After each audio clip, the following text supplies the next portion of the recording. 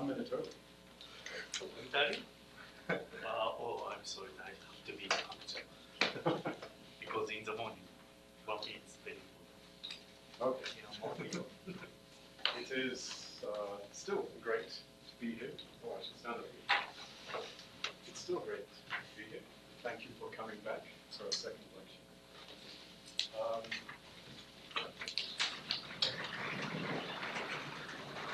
So last time,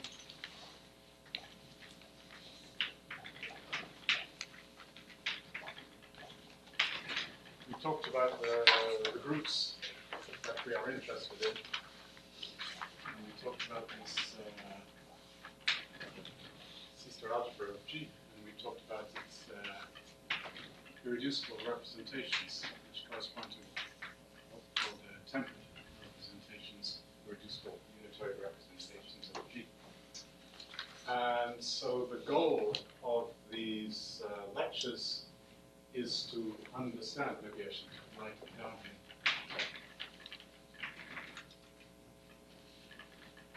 Sorts of groups that we're dealing with are what are called real reductive groups. It means they're groups of matrices, Lie groups of matrices, almost connected and closed under the transpose operation. This is the crucial thing, closed under the matrix transpose operation. And we want to understand the representations.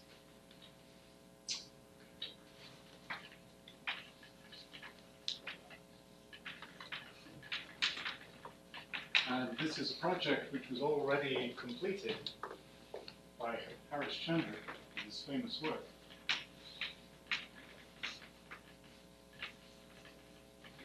And so I want to try and describe a perspective on the work of Harish-Chandra which is as geometric as possible. I wanted to maximize the amount of geometry and minimize the amount of analysis in the work of Harish-Chandra. And I forgot to say it last time, but the model for what I'm doing is the work of Joseph Bernstein. Here we go.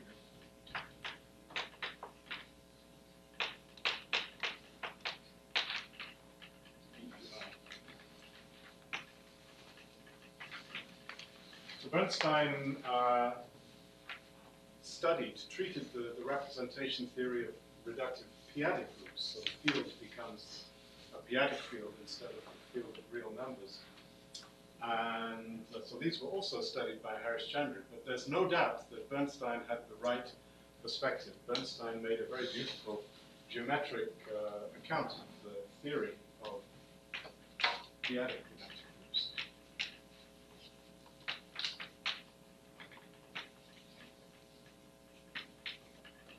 This work is very algebraic. It uses the fact that in this world of p-adic groups there are various very simple commutative rings around, finitely generated polynomial algebraic varieties. And in our world, these things do not exist, and we want to use C-star algebras as a substitute for ordinary commutative algebra. That's the idea. Anyway, so that leads to what's happening today.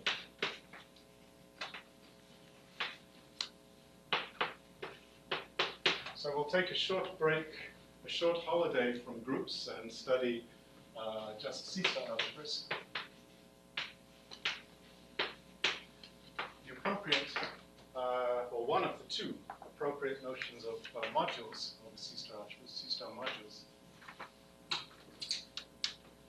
And I want to construct, just for fun, I'll call it this thing, a category of non-commutative, just for fun, I'm calling it this funny name,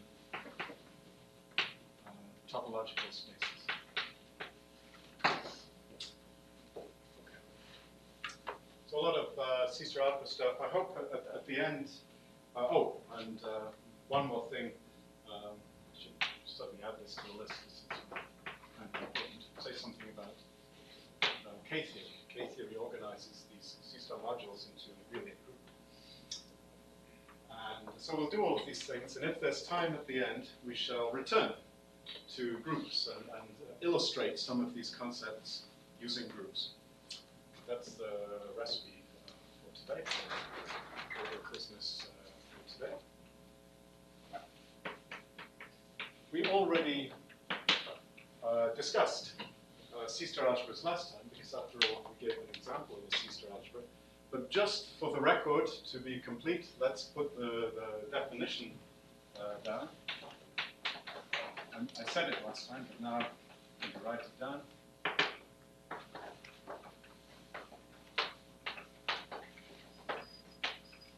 So these are examples of Banach algebras.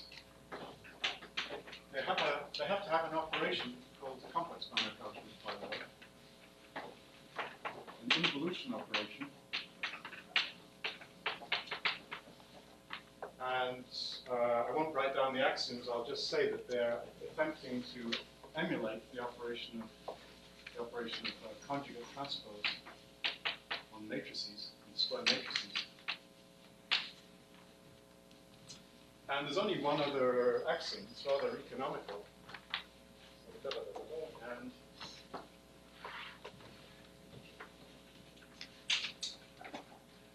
so people worried about C-star algebras back in the 1940s and the early 1950s, and they experimented with the axioms, and eventually they found that it all comes down to this rather beautiful formula.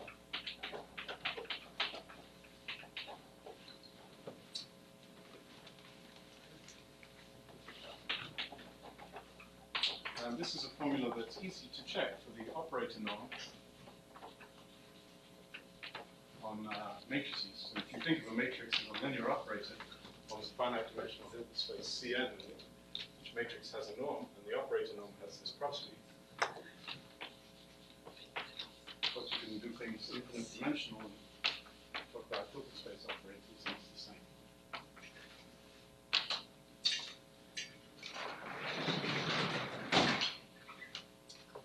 So these things were invented by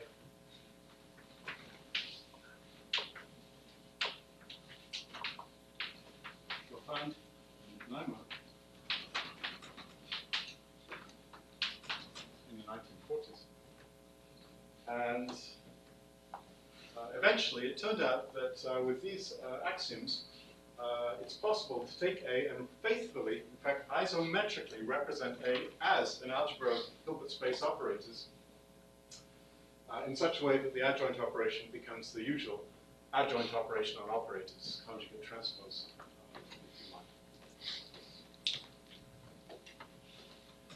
So there are three big theorems and then a whole bunch of little theorems. The first theorem is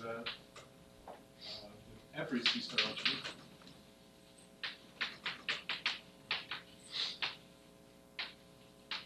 is isometrically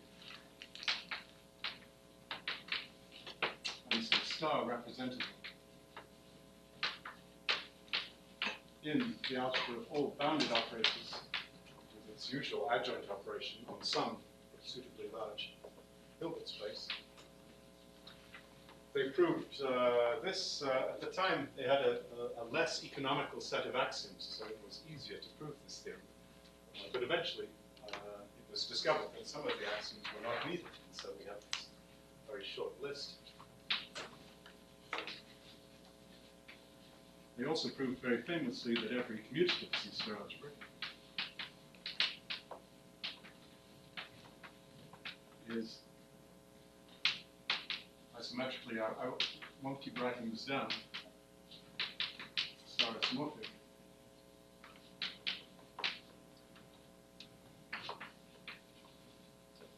To the examples that you can easily think of, if you have a locally compact space,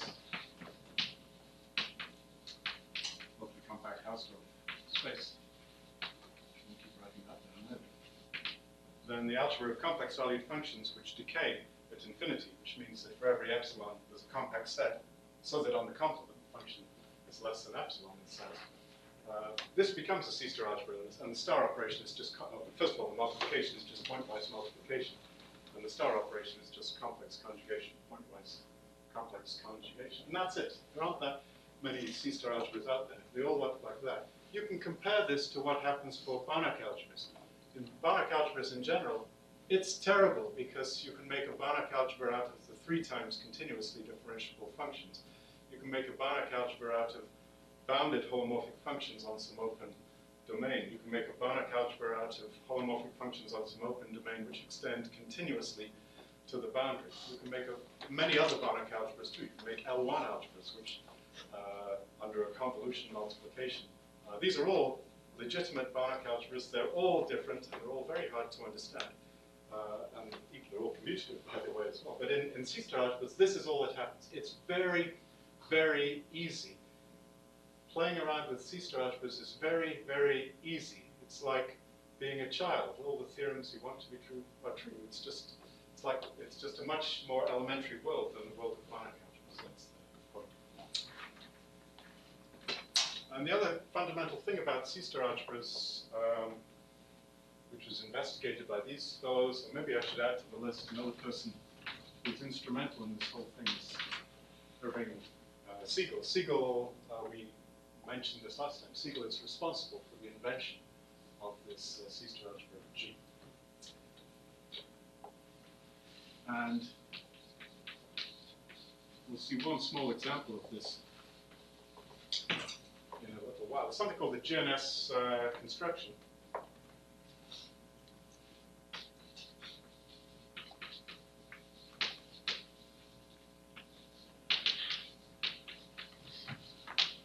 You have a linear functional on a C-star algebra, and if it's connected to this wonderful star structure here in the following way, phi of A star A is always positive. You should think of A star A as being something like a positive semi-definite matrix. So if you have a linear functional which sends positive semi-definite objects to non-negative numbers, then you can do the following thing. You can build a bilinear form on A, a sesquilinear form on A, just by using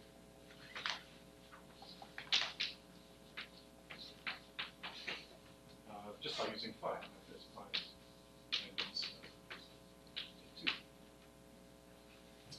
It's like a Hilbert space in a product, except it could happen. I mean, this number is only bigger than or equal to 0. It's not necessarily positive if A is non-zero.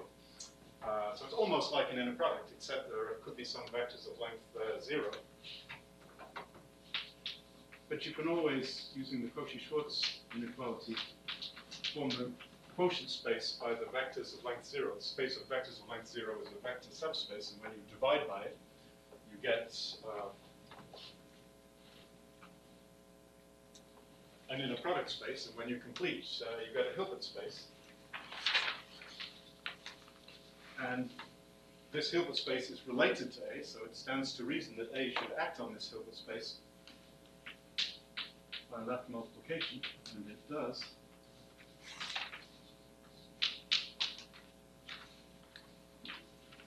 And so you get from every state a representation. So it's a little bit interesting that the world of states, which is connected to Banach space theory, connected to the Hahn-Banach theorem, and so on, is related to the world of representations through this simple construction.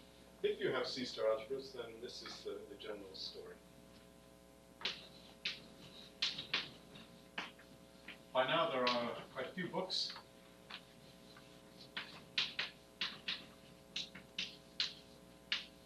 on C-star algebras, and there's a famous book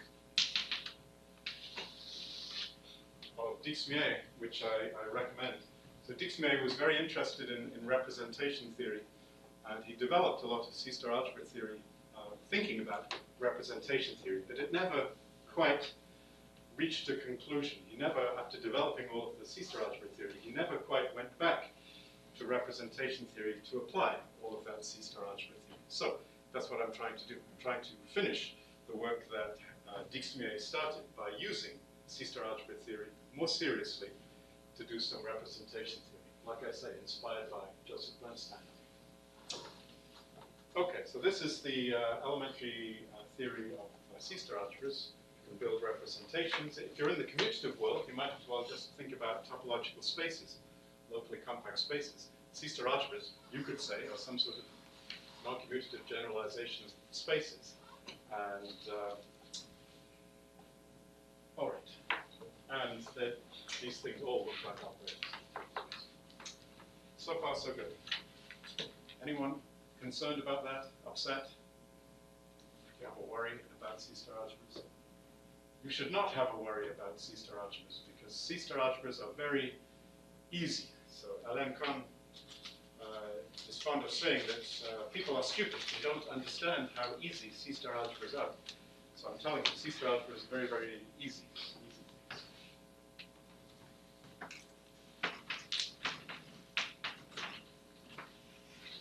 Of course, you can ask hard questions, difficult questions about C-star algebras, but at least the elementary theory is very, very easy.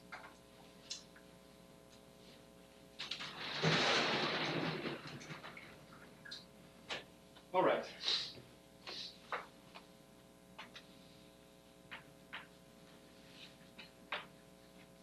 Now let me talk about, now that we have our rings sorted out, let me talk about modules. Of course, one natural class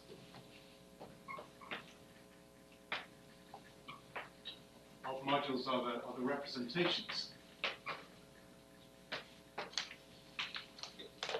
of that's to say the maps. C-star algebra homomorphisms from A into bounded operators on a Hilbert space like this.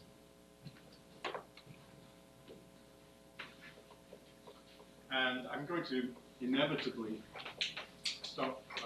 get to mention this condition that it's always convenient to assume that the representation is non-degenerate, so that the zero homomorphism is not allowed, for example. We always want this sort of thing here. And when we're studying irreducible representations, the h pi is also not allowed to be zero. That's not, doesn't count as an irreducible representation. It's like saying 1 is not a prime number. It's a bad idea. One prime number, even though you can't factor it. Okie dokie. And then there are these things.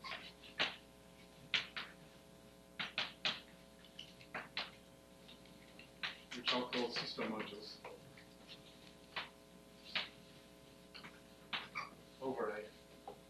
So these fellows here are, if you like, let me not put that down. That's a bad idea. So let me tell you what these guys are. Let's give them a name. Let's just maybe write down the axioms. So first of all, these are complex finite spaces, not Hilbert spaces, typically.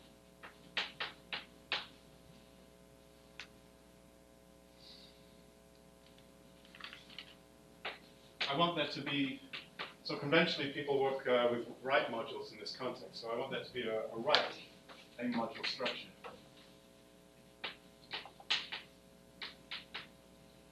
And while we're at it,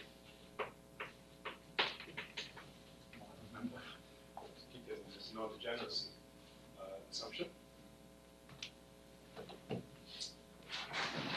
So A is an algebra over C in the Hilbert space. Banach space here is a Banach space over C, and the two complex structures should be compatible, of course.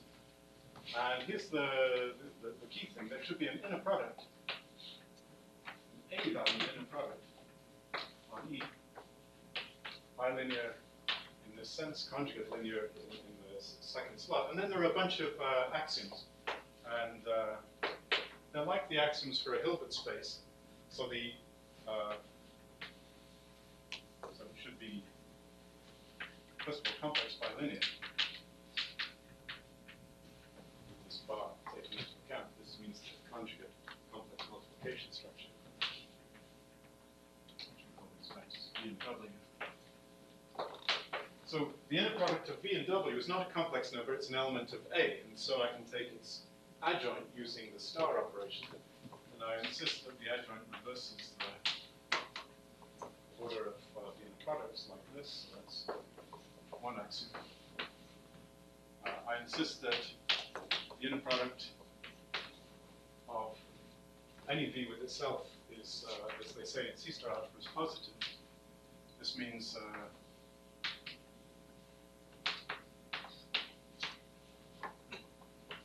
so the positive elements initially were described to be the sum of elements of the form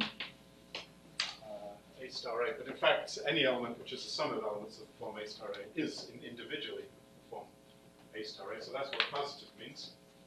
And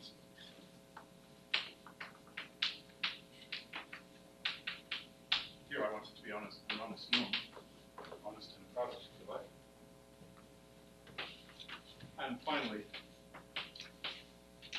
if I take the norm in the C-star algebra of VV, this is just a norm.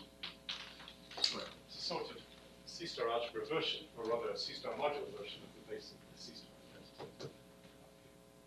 I think that's it. I hope I have all the axioms.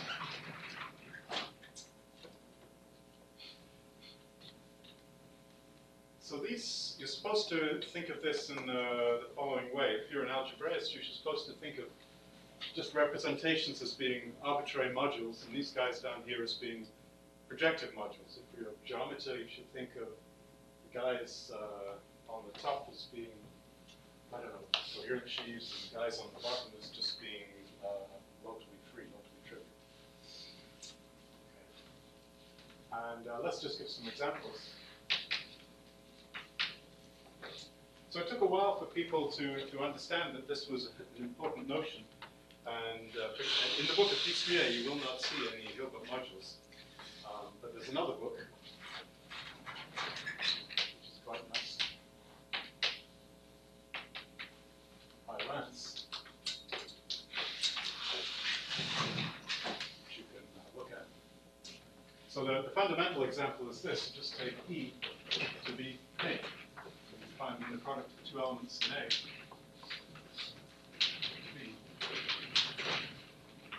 This, that does the job. If A is the complex numbers, then the axioms tell you that E is necessarily exactly the same thing as a Hilbert space.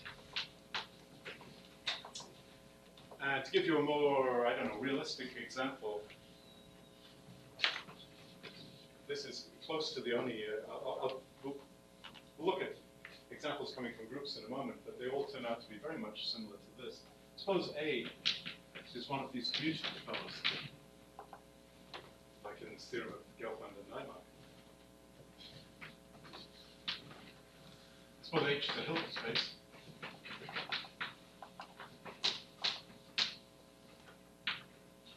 Then you can do the following thing. You can define E to be the functions on X, continuous, vanishing at infinity, values in H. And if you have two such functions,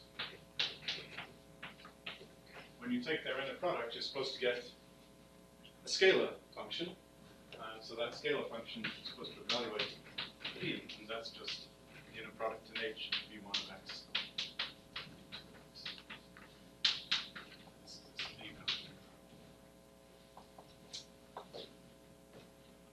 So that will do for now. This is by far the most illuminating example. You should always think about this example here. Think about A being a commutative C-star algebra and this being what a Hilbert module looks like. It's like a bundle over X. This is a bundle, the sections of a bundle over X, which is a trivial bundle. You can make the bundle non-trivial. Actually, the bundle doesn't have to even be locally trivial, but it almost does.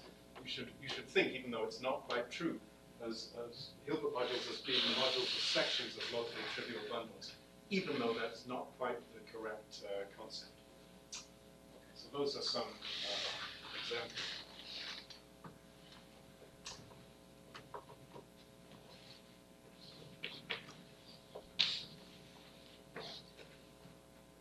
I need to say just a couple of words about operators on these modules.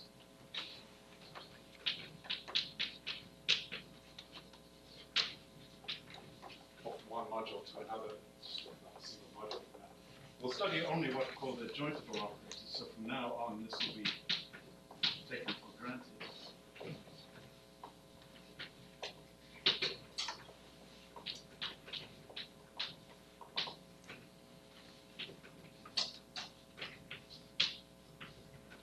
That is to say, T will be a legitimate operator from our point of view, if and only if there exists another operator, S, so that this adjoint equation holds. So in other words, operators will always come in pairs.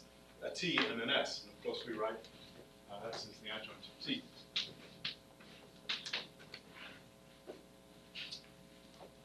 So the only operators we shall consider will be bounded operators, either after all a Banach space. Bounded operators T, for which there exists an operator S satisfying this adjoint equation. In the world of Hilbert spaces, it's a theorem that for every bounded operator T, S exists. But it's not true in Hilbert modules. You have to assume that S exists because there are some bounded A-linear operators which don't have adjoints. Okay, so that's not very complicated.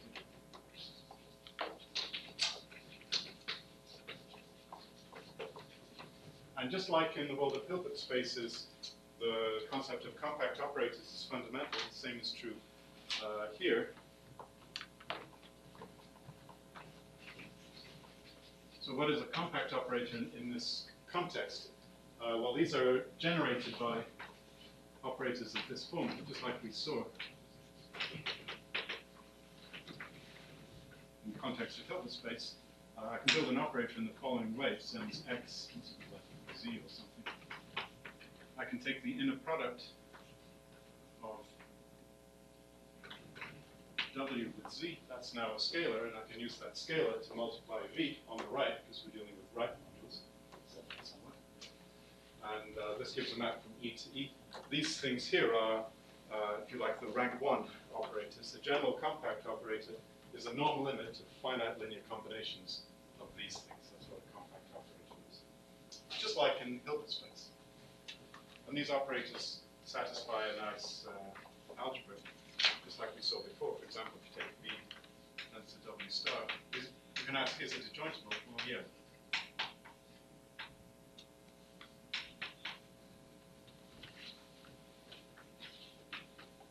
If you compose two operators of this form, you get a third operator of this form, given by a formula like the one I wrote down last time.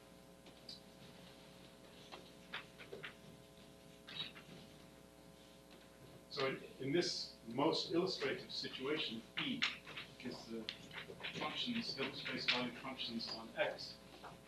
Then the set of all compact operators, which is written like this, K of E,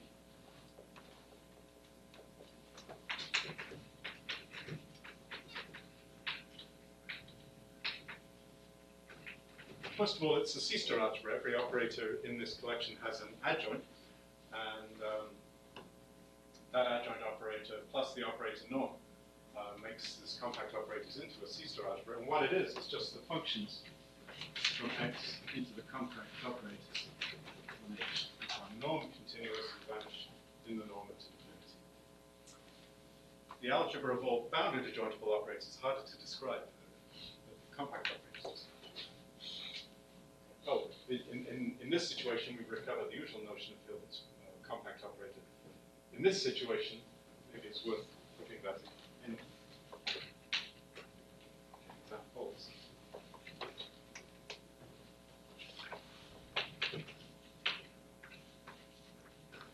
In this situation, this is just isomorphic to A. Now acting by left.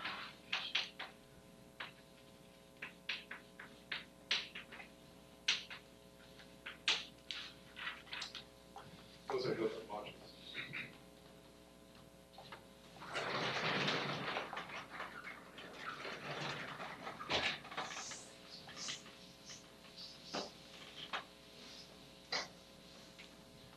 And by the end of the lecture, I hope to explain what they're good for.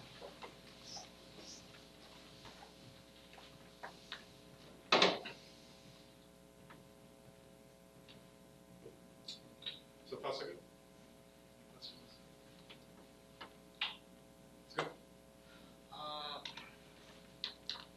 Do you need a Yes, this condition here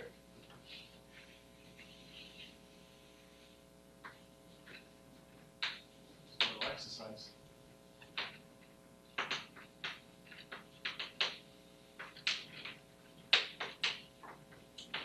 This implies that it's T.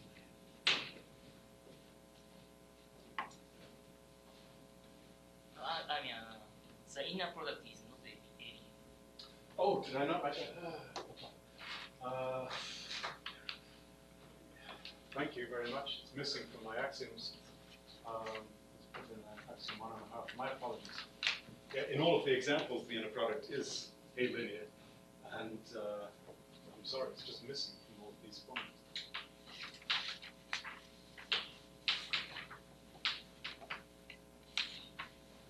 That's actually added to the collection.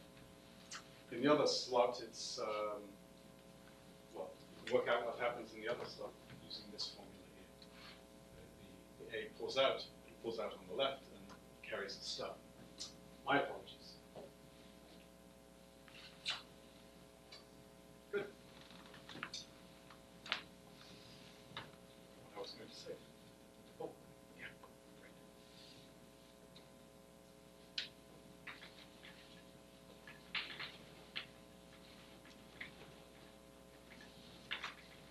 So what I want to focus on is not just modules, but for a moment, but bimodules.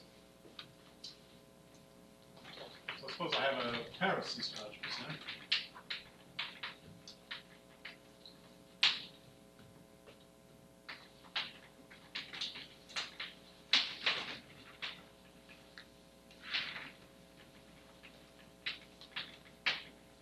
If I have a pair of C-star algebras, I can study bimodules in the following way. First of all, I'll start off with a C-star module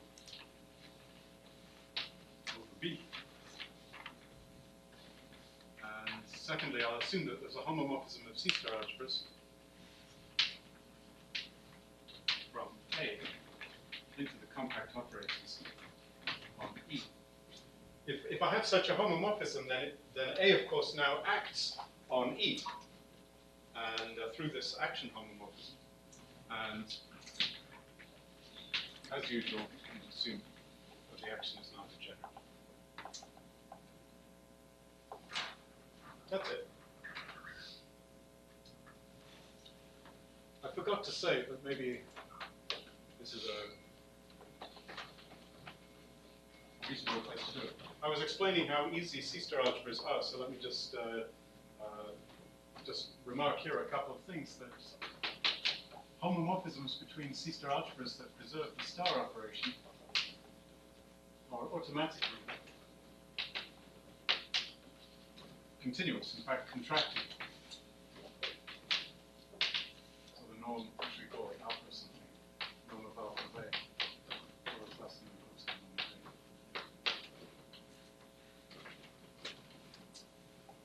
A. And while we're at it,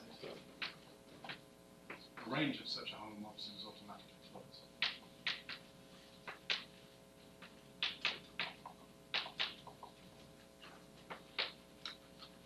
So it's very, very nice how these things work.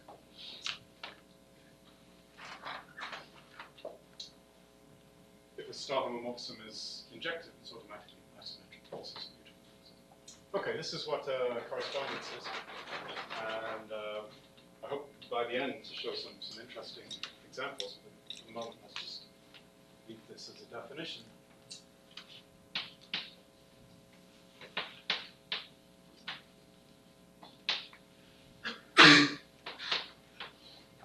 And now I want to propose two correspondences. You should think of a correspondence as a sort of map from A to B.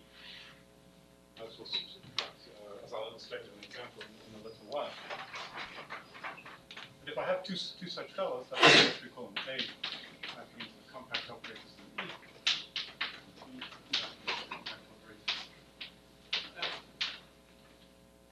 So the F here should be a C-star modulo of C, and E should be a C-star modulo over B, like that.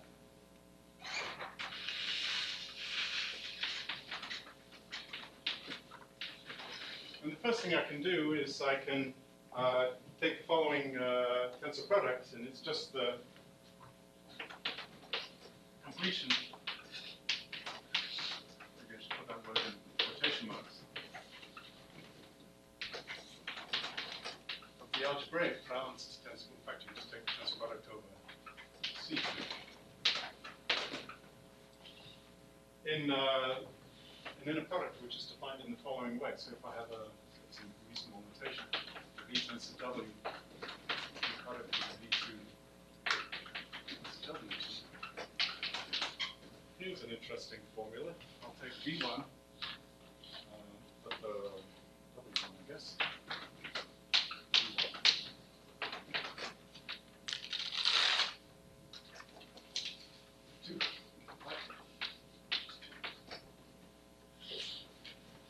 ponder this formula for just a moment. If I take two elements of the module E and take their inner product, then it will be something B. But F carries the left action of B, so I can multiply that thing of B against this W2 and get another action of F, element of F. And I can take their inner product, which is a C valued inner product, and get something in C. When you do this, there may be some vectors, almost always there will be some vectors, whose length, so to speak, is 0. The inner product of that vector with itself is 0. By the Cauchy-Schwarz inequality, they form a subspace, in fact a submodule over C. You divide to form a quotient module, you have an inner product on that quotient module, and you complete, and you have a Hilbert module. And when you do that, A acts on the tensor product by the action just on the factor E.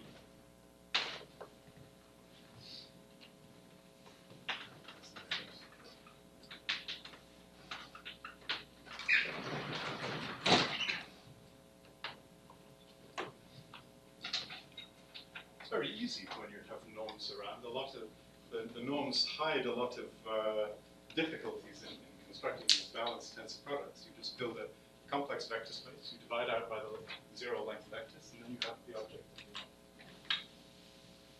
All right.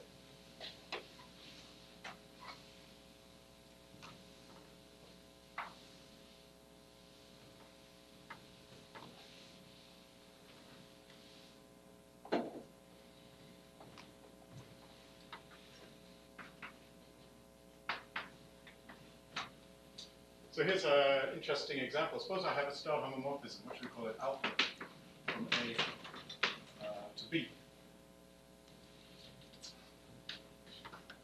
Then I could define this EB just to be B.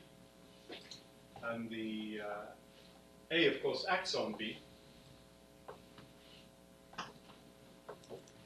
through alpha. So A applied to an element of B is by definition alpha of A times B. That operator, alpha of B goes to alpha of A times B, is a compact operator, and so this defines a, as I mentioned before, this defines a correspondence. So does this.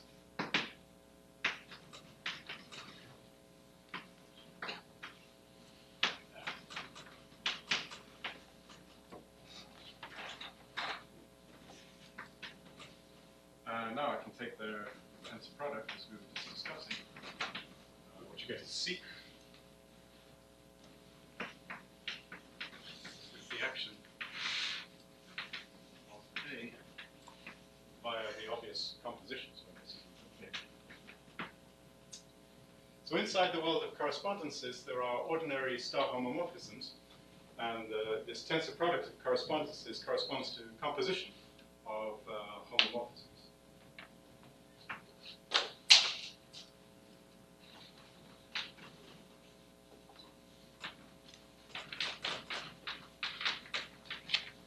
Just for color entertainment, let's call the resulting object, which is just on the verge of being obvious, the category of non-commutative spaces. So the objects are just C-star algebras.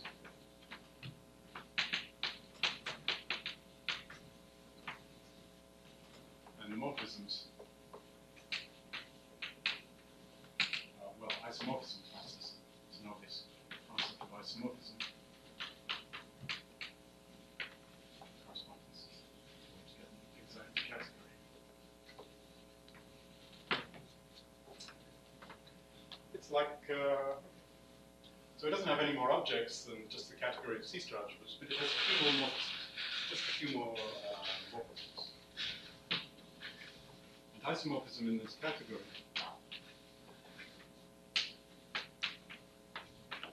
is what's called Morita equivalence of C-star algebras. So that's definition.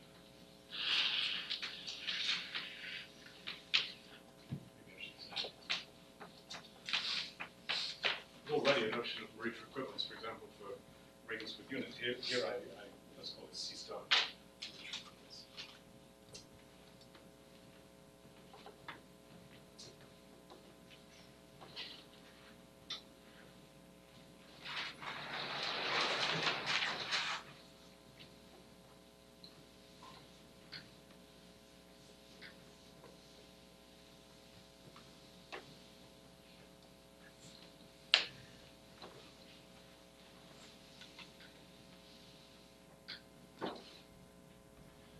very interesting to work out what's going on in the case of commutative C-star algebras, spaces, in other words. And I won't go through all of the details, but it's not trivial at all to figure out exactly what these morphisms are in the case of commutative C-star algebras. They're very strange things. I have a morphism from, let's say, C of y to C of x. If we're talking about ordinary star homomorphisms, that's the same thing as a continuous map from x to y. But in this world of correspondences, it's not a continuous map from x to y anymore. A point of x is mapped not to a single point of y, but some finite number of distinct points in y, each of them attached to a vector space.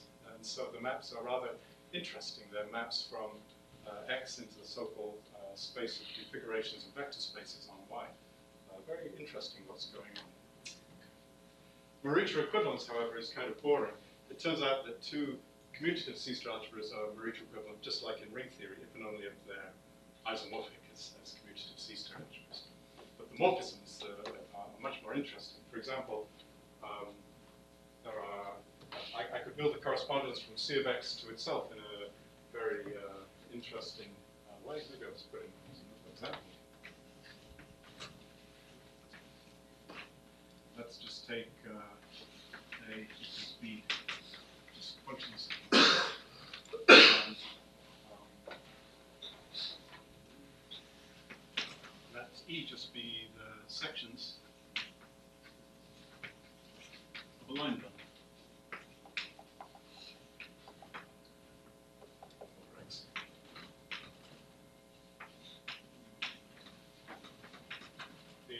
Compact operators on E is just well, the only thing you can do with a line bundle. The only linear maps from the fibers of a line bundle to themselves are scalar multiplication. The only endomorphisms of a line bundle are just functions. Your model, that example is basically the FC is a kind of a statistical regression analyzer.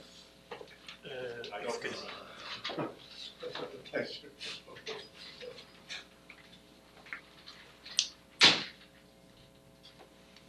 So there's an obvious correspondence. I need a map from A into the compact operators on E, but A is C of x and the compact operators is C of x. So there's an obvious map. In other words, each line bundle gives correspondence. And it gives a distinct morphism in this category because E is not isomorphic to the trivial line bundle. It's equal to it, well, not necessarily isomorphic to the trivial line bundle if it's not a trivial line bundle. And so this is a new morphism, in fact, a new automorphism of x. In this new category, spaces have automorphisms which don't move the points around. They're just given by line bundles. So there are lots of interesting things going on. However, we're on a mission to study groups, so we shan't spend too much time thinking about such things. But I mention this only to show that there are interesting automorphisms.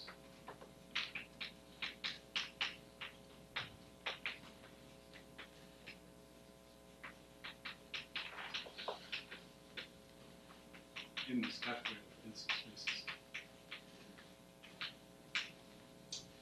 But we don't want to get lost. We don't want to spend too much time in this category, even though it's a very beautiful and interesting thing. Where do we want to go instead?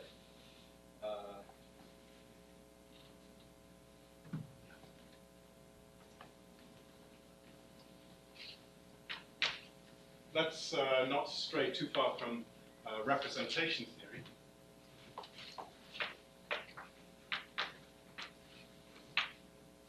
I have a couple of C-star algebras which are Morita equivalent.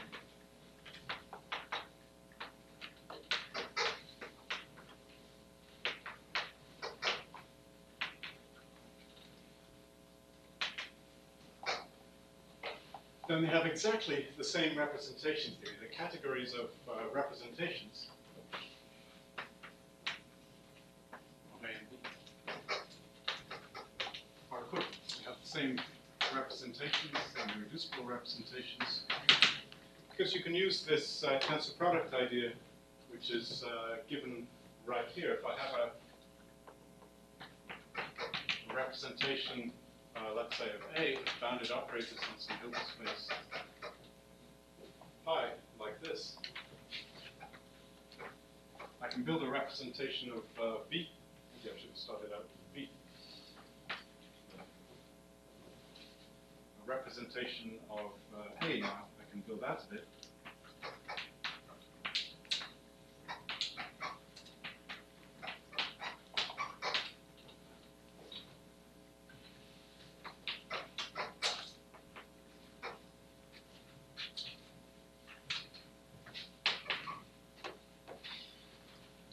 When you do this tensor product construction, it's not actually necessary for the definition of the tensor product that A acts as compact operators on E, or D acts as compact operators on F. You just need any old action by adjoinable operators. So you can apply exactly the same tensor product construction, whether or not B acts as compact operators on H pi and build a representation this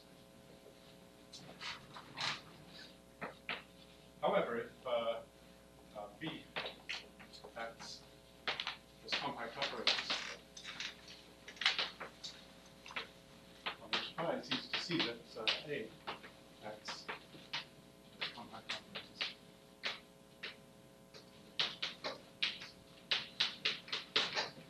That's an important remark to make, because remember I said last time that if I have a representation which acts as compact operators, it's always a discrete direct sum of possibly infinitely many irreducible representations.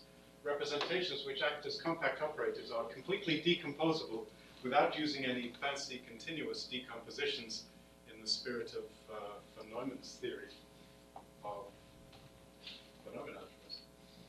And this correspondence here preserves those types of completely decomposable representations, the ones where the C-star algebra acts as compact operators. So this is an equivalence of categories. If this is irreducible, of course, to go back, you just tensor with F. And so equivalent C-star algebras have exactly the same irreducible representations. That's why we're interested in them, because we're trying to study irreducible representations. How do we do?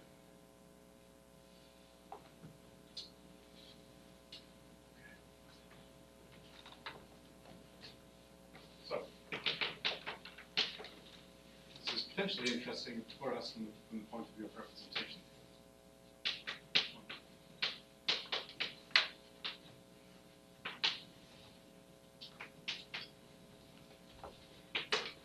I think I'll permute the order of my plans here. I think I'll now discuss some fairly substantial example from representation theory.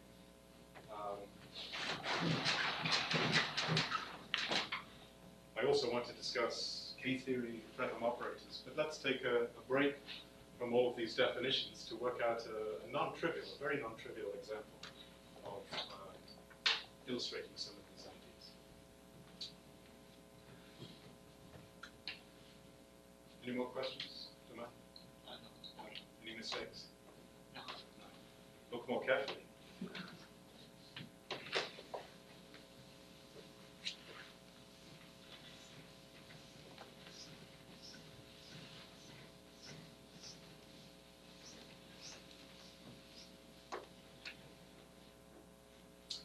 Do you like candy? You know, chocolate? How do you say candy in Japanese? Chocolate, sweets for children? Same. Candy. Candy. Yeah? Kit Kat, this type of thing. You like? Yeah? You like? You like? Yes. Kit Kat? That's good. Okay. Each question, from now on, if you say a good question, then you get a prize. Get a prize, one candy bar for each good question. So I owe you one candy bar, one Kit Kat for you. Okay? So encourage you. If you ask a good question and you're a student, one candy bar. I have to go buy some. I don't have any. So you pay attention. Oh yeah, here's a.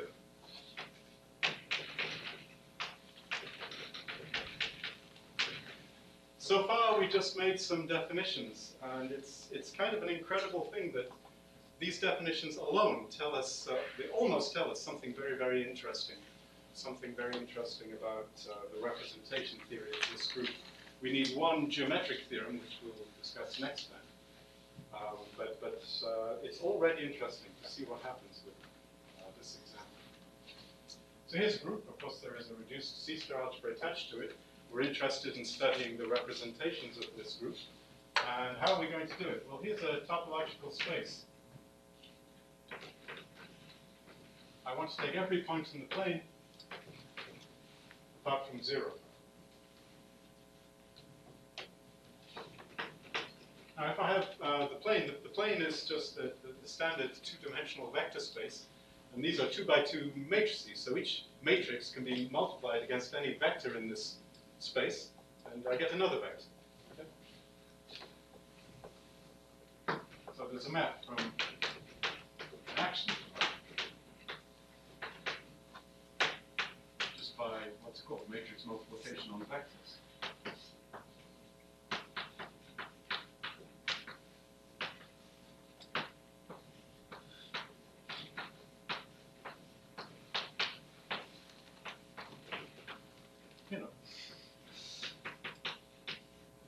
Nothing fancy, I mean exactly what they said. Is it right? I think it's right. And so in this way, x just becomes g modulo n. And it's this subgroup. This is just the isotropic group.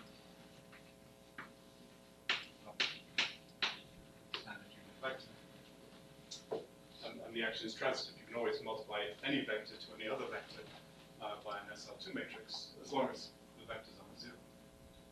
Okay, it's very easy stuff.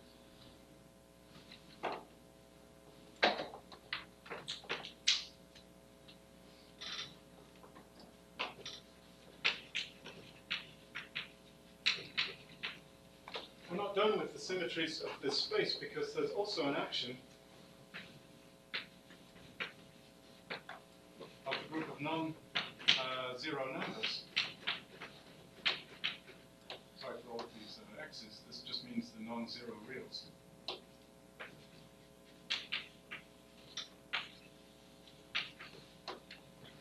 Just by scale multiplication.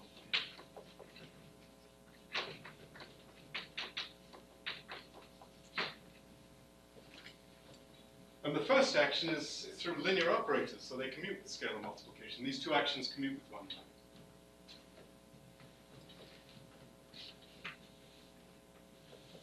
another. And this is part of a general story.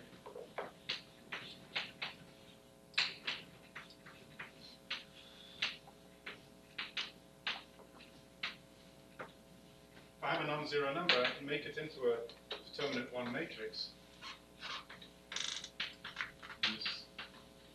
Obvious way. Let's call this group L. It's what's in reductive groups is called a Levy factor, and it's called a unipotent subgroup, standard unipotent subgroup. And anyway, L acts on space G modulo n on the right. It acts on the right because L normalizes n. If you take something, an n matrix, and you conjugate it by an L matrix, you get another n matrix.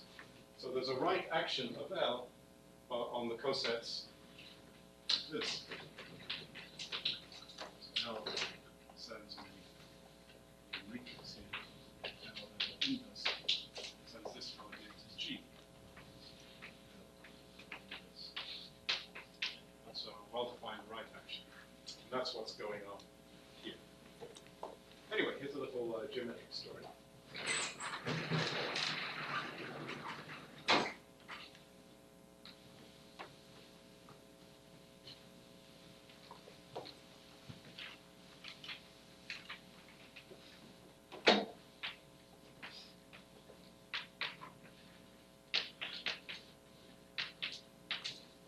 So we built a representation.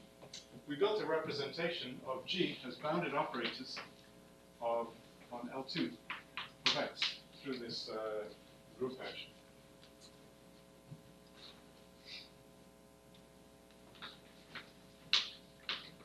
Actually, there are a couple of small points to worry about here.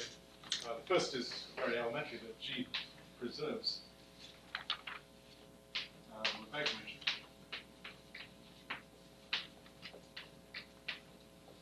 So the natural action on the Hilbert space coming from the action of G on X is a unitary action of G on this Hilbert space.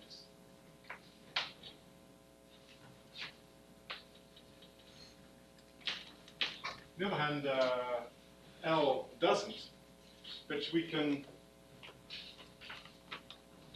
adjust. Whenever you have a homeomorphism of the space, it doesn't preserve a measure. You can still get a unitary operator on L2 of X by adjusting by some Radon-Nikodym derivative.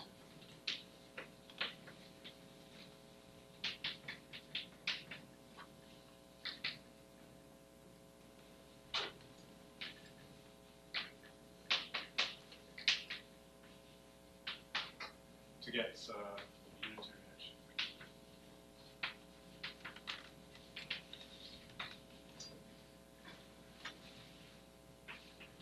The most significant thing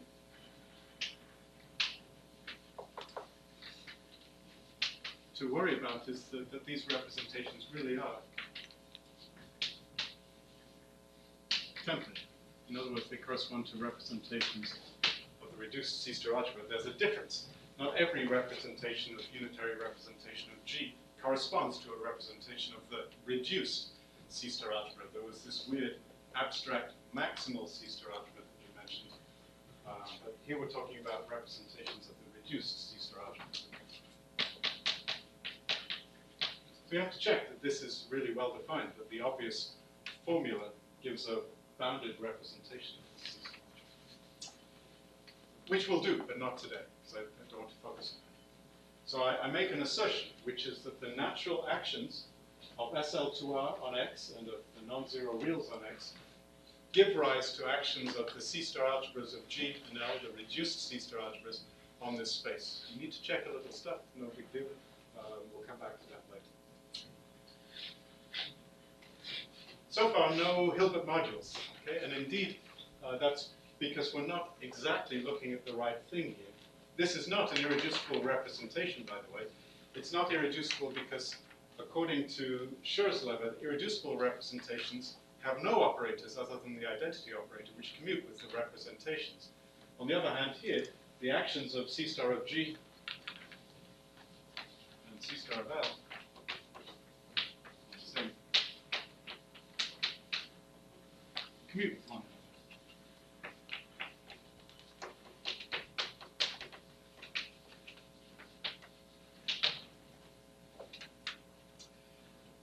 So there are many, many operators which commute with the action, the left action of C star of G, and so this left action is not an irreducible representation. Okay, fine, you say, let's decompose L2 of X into a family of irreducible representations. Well, it's not so easy, because when you do that decomposition, you find that you are in the world of von Neumann, and you need to understand the concept of a continuous decomposition into irreducible representations. It's very complicated what goes on. So let me show you how Hilbert modules come to the rescue there. Let's go over here.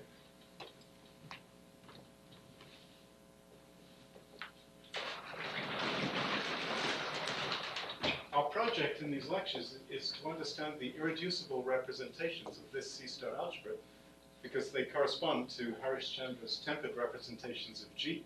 And it's a beautiful and interesting story that Harishchandra discovered. So I want to tell it again. We want to understand it better. And this representation is not irreducible, but we hope to be able to use it anyway.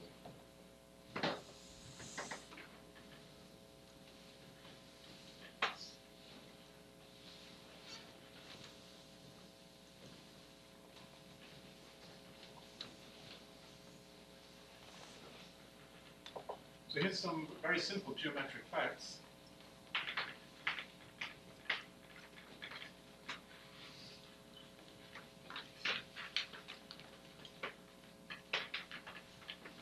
So here's this group of non-zero real numbers. Decided to call it L.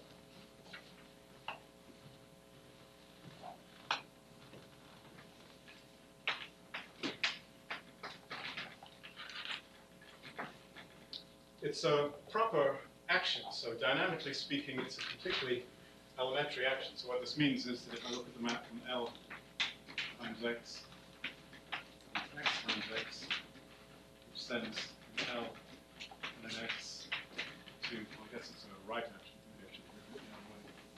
This is unnecessary. Tidy, let's do it this way.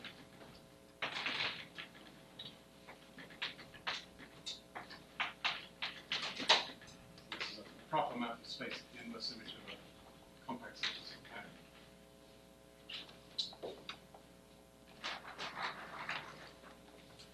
After all, if you take the plane and you remove the origin, then topologically this is just a circle times a line. And the way this group L is acting is it's basically just translating along the line. It's a very, very simple, very, very, very simple action. Nothing like orbits winding around in a complicated way. The orbit structure is very, very elementary. That comes to the next fact, which is the quotient space.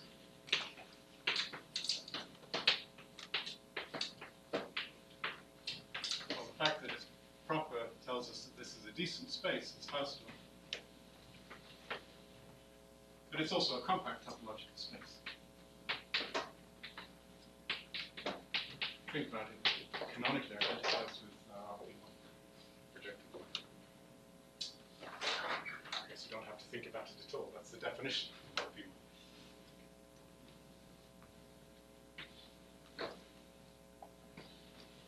So that's very, very simple. But here's some interesting consequences in the world of functional analysis.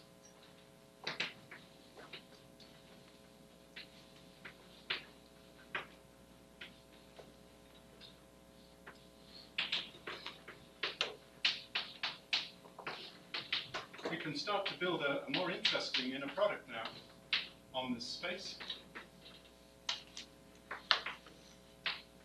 which is valued in the convolution algebra of functions on L, not in scalars.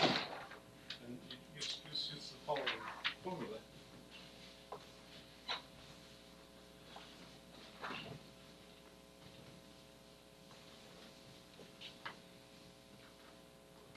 So what is this thing?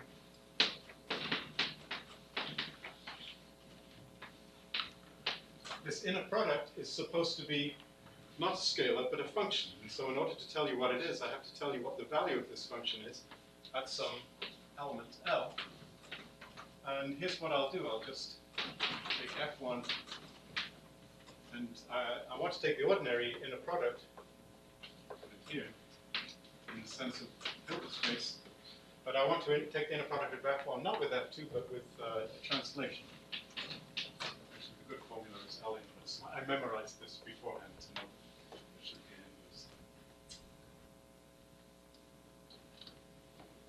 inverse. As L varies, as L goes to infinity in the locally compact group big L, these functions, F1 and F2 translated by L, eventually they have disjoint supports, thanks to the properness of this action. Proper means that if you have any compact set and you start to translate it using the group action, the translation of that compact set will be eventually disjoint from the compact set you started with. And so when you form this L2 inner product, you get 0. So this thing here is actually a compactly supported function. You wouldn't get a compactly supported function if the action was not proper. But here you do. And now you can complete in the standard way that I've been mentioning more than once, basically the way of Gelfand, Naimark, and Siegel. Get what you might call C-star reduced of X. Now X is just a space, it's not a group, so this C-star of X is not a C-star algebra, but it's a C-star module over C-star.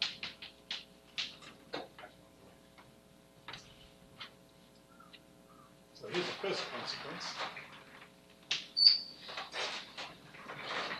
Coming from this, on the other hand, the quotient is compact.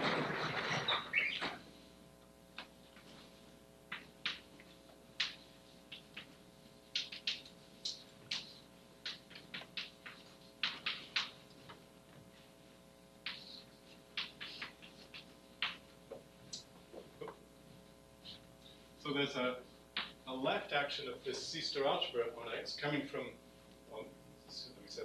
left action of this C-star algebra on this module, coming from the action of G on X, up there, you have to check. You have to check that, that the action is through bounded operators. There's some small detail to worry about, which I mentioned somewhere here. Yeah. But it's okay. We'll talk about that later. What I want to focus on right now is this action is by compact operators.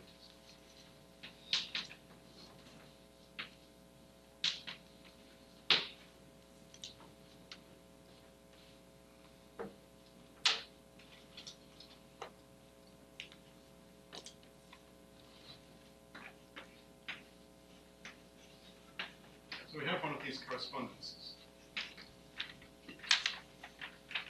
Two C-star algebras.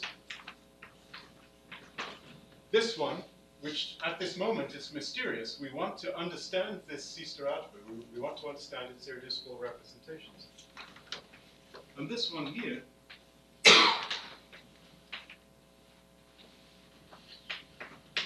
which, as I'll mention in just a moment, is not mysterious. Oh, yeah, I wrote it correctly. And we do understand its irreducible representations. I'll tell you just about this in just a moment. And we want to use this correspondence to tell us something about this mysterious.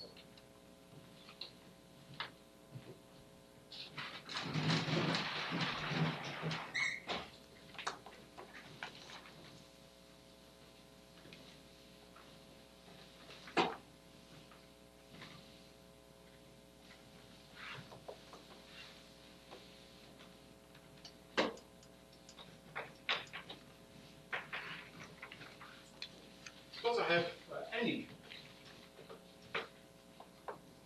module with C-star type.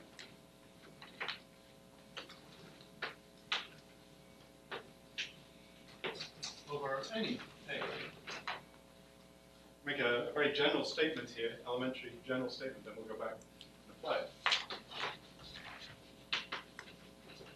Okay, I need one small hypothesis here, which is that if I look at the set of all possible inner products, make it into a linear space, take the linear span of all possible inner products, this is a subset of A, and let me assume that the set of all possible inner products is all of A, so the modular C is all of A. The thing I've written on the left is definitely an ideal, a closed two-sided invariant under the star operation ideal inside of A, but let's assume it's all of A.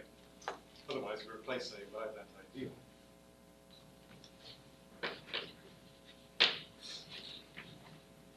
And the compact operators on E is Morita equivalent, in other words, isomorphic in the category of non-commutative spaces, just E.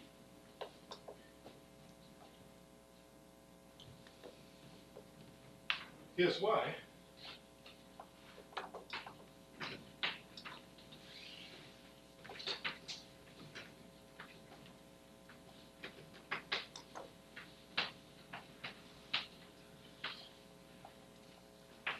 There's a sort of obvious correspondence in the compact operators to A, by definition. That's a morphism in the category of non-commutative spaces, going from the compact operators to A. What about the other direction?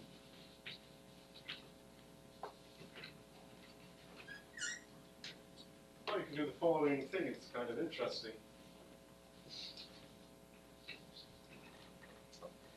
You can take E and form what you might call E star. What by E star I just mean the complex conjugate Banach space.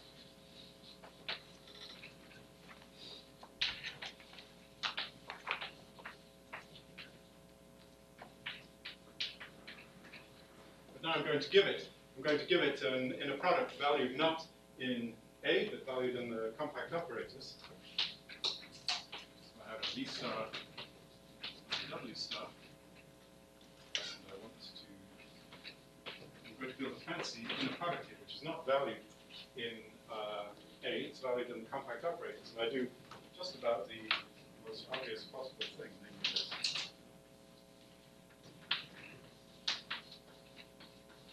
Here's one of these rank 1 operators, and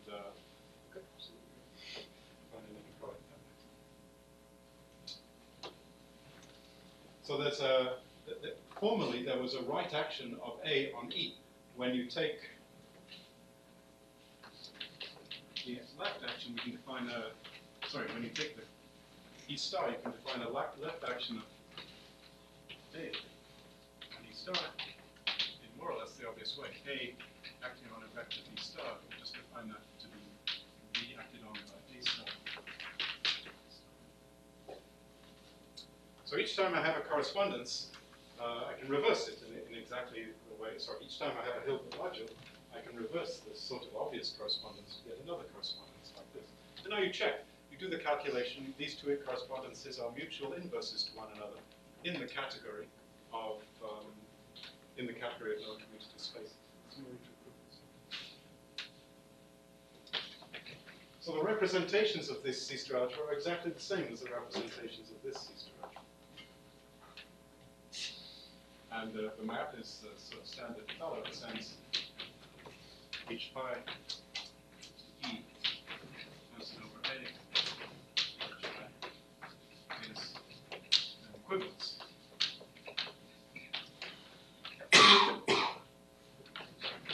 Start this way here.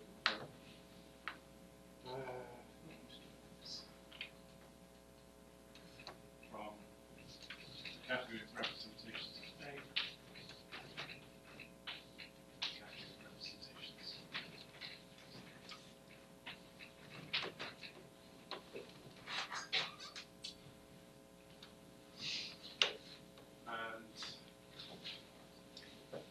Nearly done. We're about to say something interesting, so please stay awake because something good is about to happen.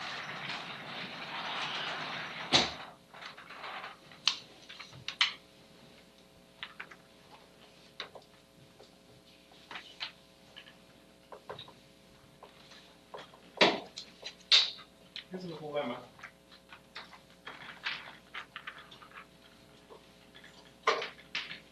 I don't know who this is due to. It's maybe ancient, but you can certainly find it in Dixon's book. It's typical of the sort of machinery that was developed in C-star algebras for representation theory, but then not used so much. But here's what it says.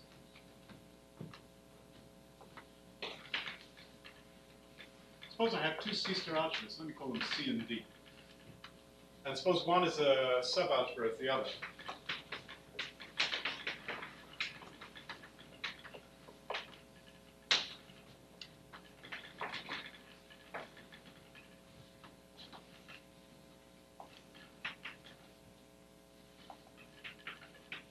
It tells us where to look for to find the irreducible representations of C. Every irreducible representation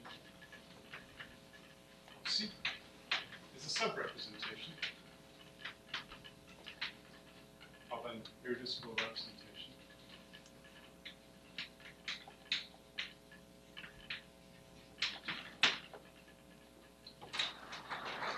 If I have a representation of D, of course I can restrict it to C, and now I get a representation of C. And it may not be irreducible. After you do the restriction, it may not be irreducible anymore. But what happens is that among the irreducible constituents, you will find all, in this way, all of the irreducible representations.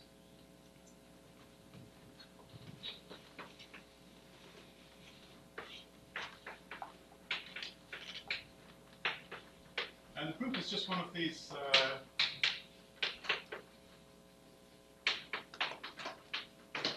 functional analysis arguments, very abstract, so the proof can't be that hard. It uses the Hahn-Banach theorem, it uses some theory of extreme points. Remember we talked about positive linear functionals a while back. It turns out that extreme points in the convex set of positive linear functionals correspond to irreducible representations through the JNS construction. So you need to understand something about extreme states, as they're called, and then finally, the connection between linear functionals and representations is through this JNS construction. So it's very elementary, very abstract, not very boring if you like, but there it is.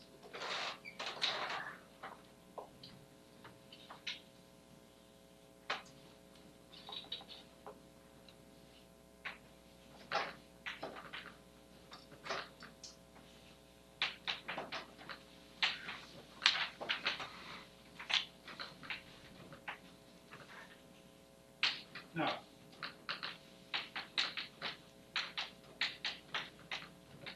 going back to our situation, there's an obvious map. We have an action of C star of G on this Hilbert module, a star homomorphism from here to here, and so an obvious surjection like this. This action map may have some kernel. In fact, it does have a kernel. There's some ideal, but after you divide out by the ideal, this C star algebra becomes isomorphic to this one. And obviously, this sits inside which is Morita equivalent, as we just pointed out, to C star L.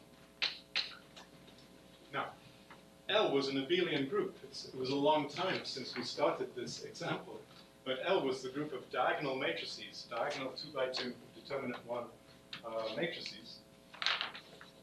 So by Fourier theory, this is just the equal to the functions on the Pontryagin dual of this abelian group, which is just what it.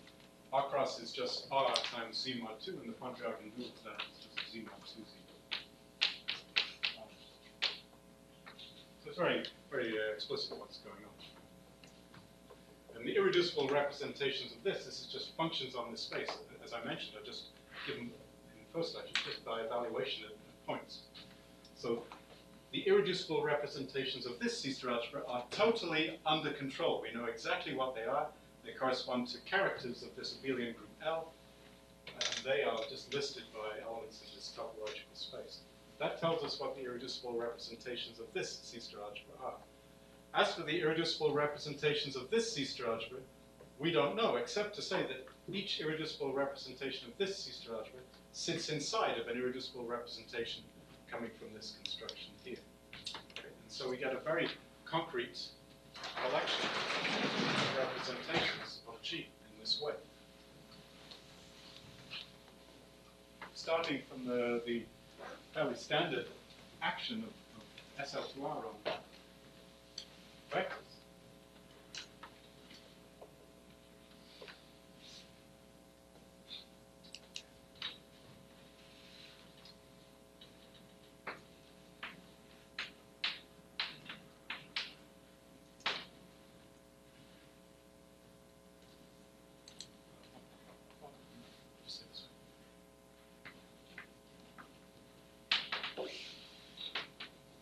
Go back to the representations of the C star algebra.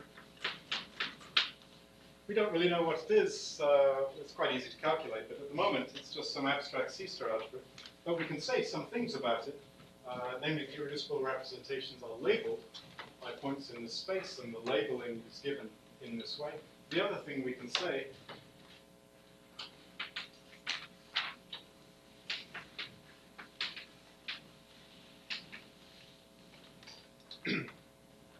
is that these actions are actions through compact operators. That's a general feature, as I mentioned, of these Morita equivalences.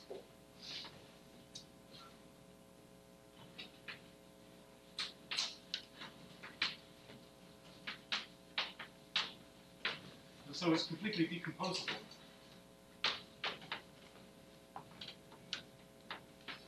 When you restrict to this. Keep writing this sort of thing out.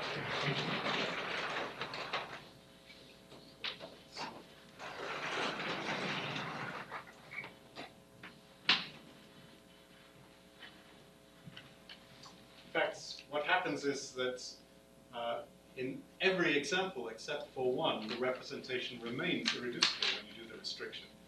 And only in one example is the representation decomposable, and then it only decomposes into 2 bits. So it's basically the restriction of irreducible is again irreducible. And so we get the continuous series that I was mentioning.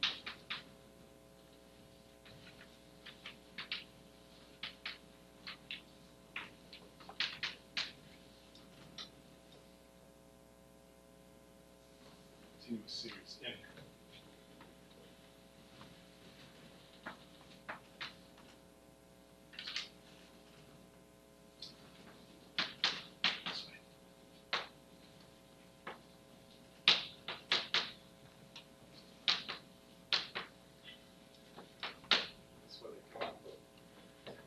they're labeled by non-zero real numbers,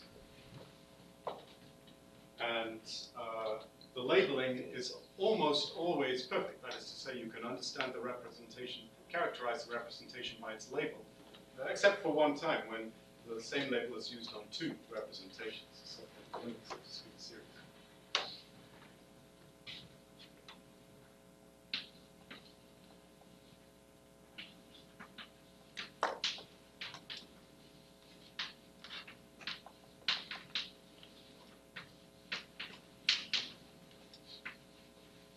I said that the dual of any C-star algebra is a topological space, and the topology comes from closed ideals, and there's a closed ideal floating around here, which is just the kernel of this map from C-star of G to the compact operators.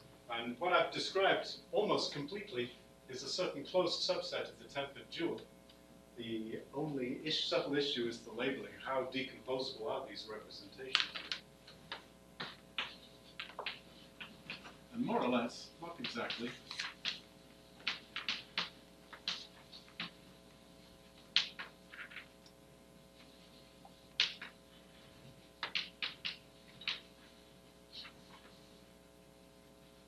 This divides the problem of understanding a representation theory into two bits, and now we only have to understand the complement.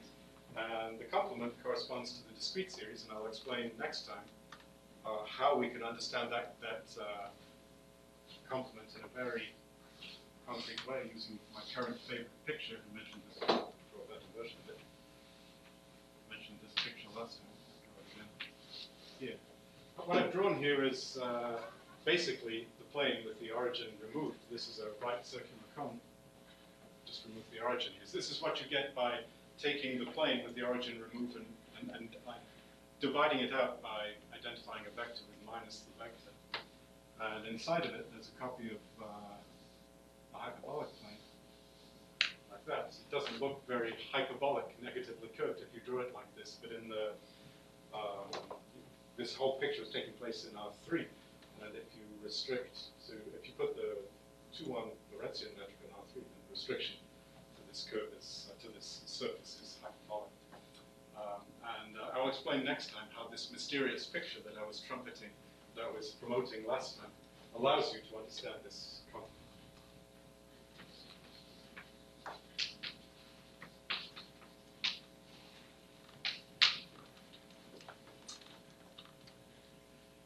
If we had not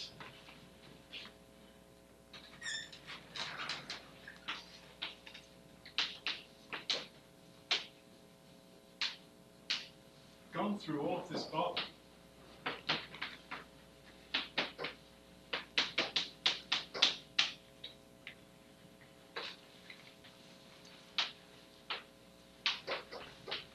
then we'd be in trouble because we'd not be able to usefully use, is it still on the board? Yeah, this teaching is young.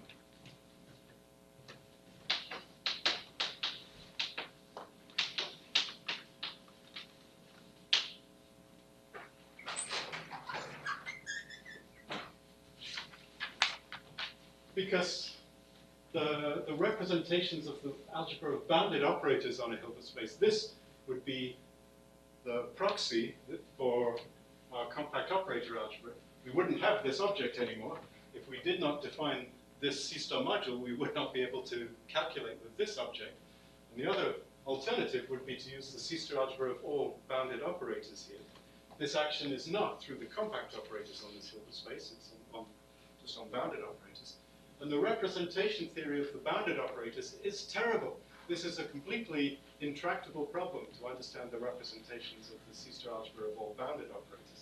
So this lemma would tell you nothing useful whatsoever, because you would not have such a Marucha equivalence, you would be nowhere. But by means of a small investment in this C-star module technology, using, if you like, projective modules at the appropriate point, and not arbitrary modules, you've broken up the problem of understanding the tempered dual into two parts, and one part, the problem of understanding the continuous component, is almost completely solved. It's almost over.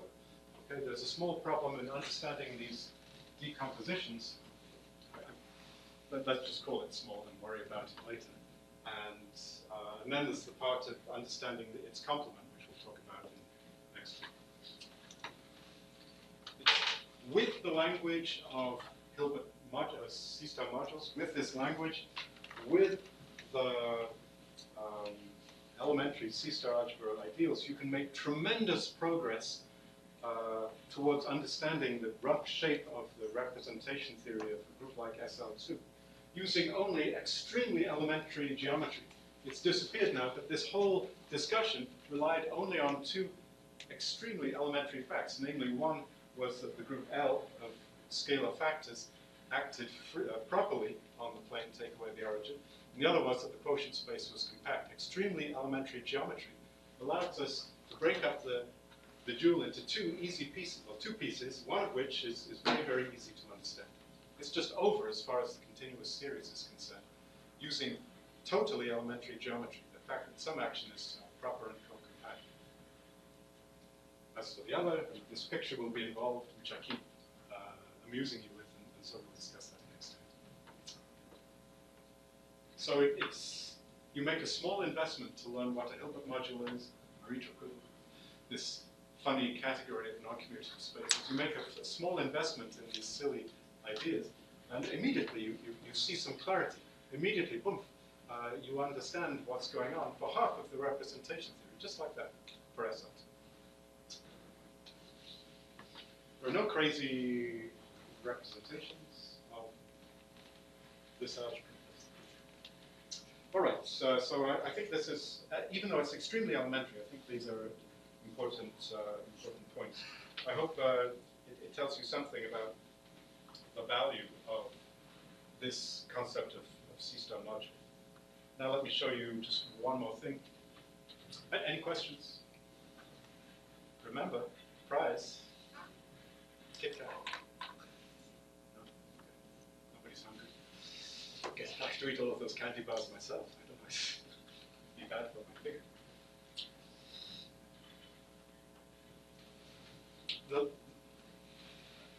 The language of C-star modules and compact operators is useful for these very elementary considerations. Now I want to show you another reason why this language is very, very useful for us, which is on the face of it completely different. I want to do now something completely different. It's over here. So the last topic for today. How we get.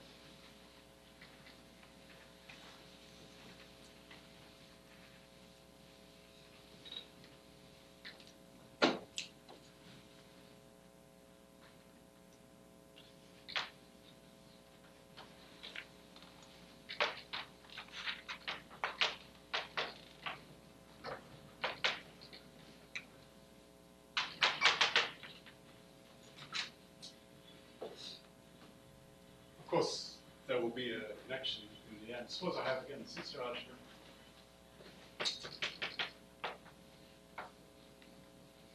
And C-star module of this C-star algebra. Actually, let me, suppose I have a couple of them.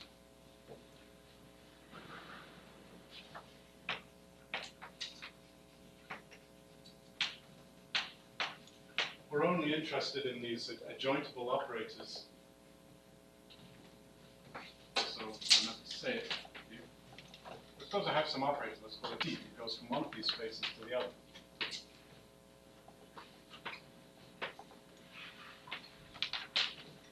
I want to take the idea of Fredholm operator from the Mbonic space theory, which means that the co-kernel and the kernel of the operator are finite dimensional, and carry it to this world, say that this guy here is Fredholm. Well, I don't want to be studying the kernel and the co-kernel, that would be a bad idea. But this is an equivalent formulation of Fredholm, which is perfect for carrying over. It's an invertible modulo compact operators. We already have a notion of compact operators. So in other words, there should exist an operator going in the reverse direction.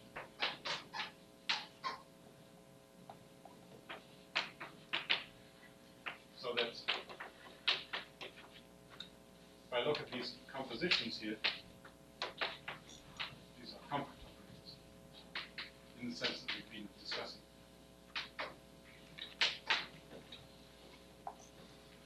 In the world of Hilbert spaces, in other words, in the context where A is equal to the C-square algebra of complex numbers, this is the usual notion of Fredholm operator.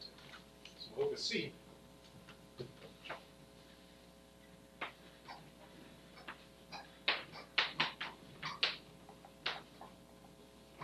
each such operator has an index, which is the dimension of the kernel T minus the dimension of co-kernel T. It's an integer. These operators have discrete invariants of this type.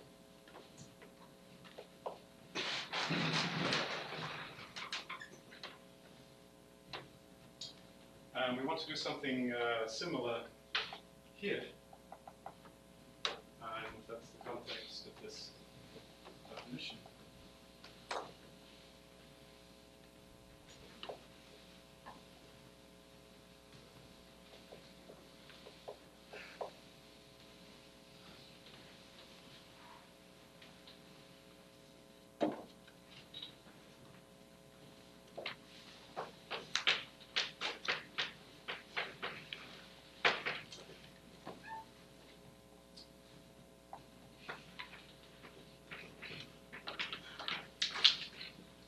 So K0 of A is just comes out to be a set, in fact a group of homotopy classes.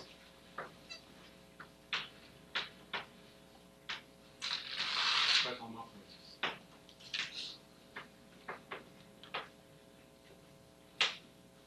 Over A, in the sense of the definition of that. This is a very beautiful approach to K theory. Worked out by Gennady Kasparov. I need to tell you what homotopy is. It's something very, very easy.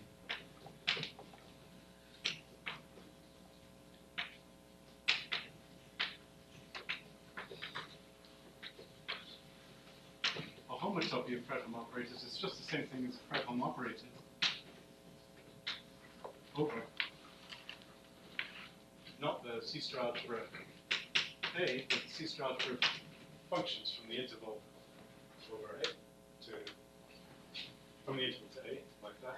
And in order to make the definition sensible,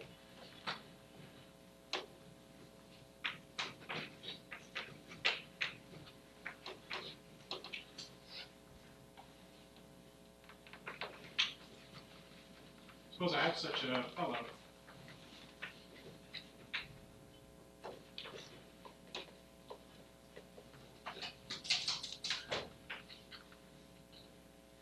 And suppose E0 and E1 are modules over this algebra of functions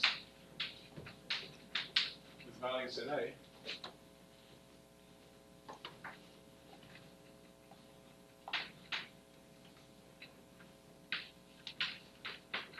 We can use our friend, the tensor product operation, to push these modules forward, just like you can with projective modules. Push them forward from this algebra to the algebra A itself. So what I can do is tensor here with evaluation at any point x 0, 1.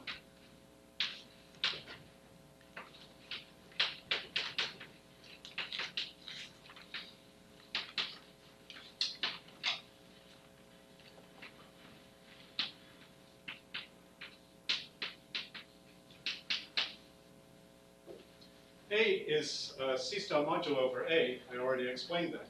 But A also carries a left action of this algebra of functions, because I can just pick any point in 0, 1 and evaluate at that point to get a left action of this algebra of functions on A itself. And if I choose a fixed x for a moment, I can convert any homotopy, in this sense, to just a single operator.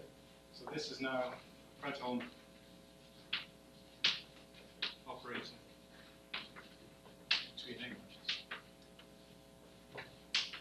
So modules over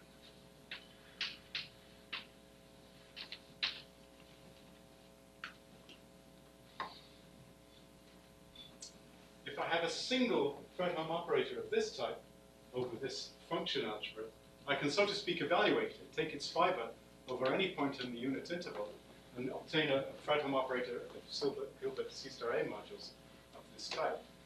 And as I vary x, I get a family of operators. That's what a homotopy is. So I'll say that two Fredholm operators are homotopic if they're isomorphic to, in the obvious sense, unitarily equivalent to endpoints of the family obtained in this way. It's a very beautiful and economical definition, very abstract, but it defines K-theory in terms of homotopy classes of Fredholm operators. Kasparov was inspired by a beautiful approach to K-theory worked out by Pugh, which he needed when he was studying the index theorem for families of operators with Sig. It was also worked out by the same theorem as proved by Yannick as well.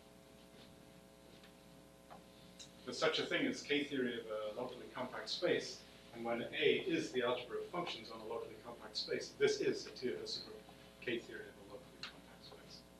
But you can define it very elegantly and economically using the language of Hilbert modules, the C-star modules, and tensor products. It's very, very beautiful. Here's an amazing exercise, just the most amazing exercise. Put this here.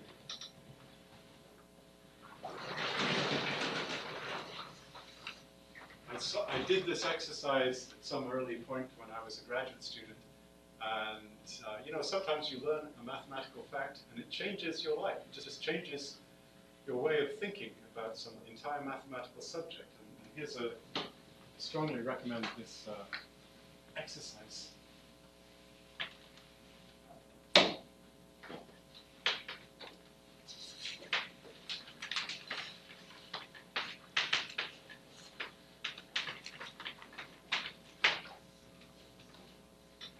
Suppose you have an actual invertible operator.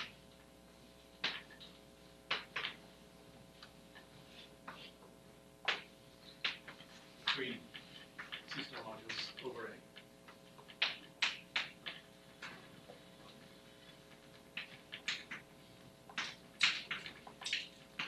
Now, an invertible operator is certainly Fredholm, because if T is invertible, then there's an S, so that the compositions minus 1 are not just compact operators, they are 0. That's what invertible means.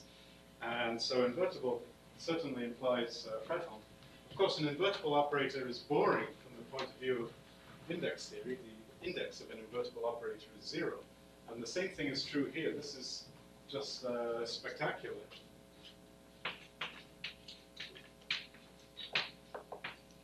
There's a trivial construction, which I won't show you because it's an exercise.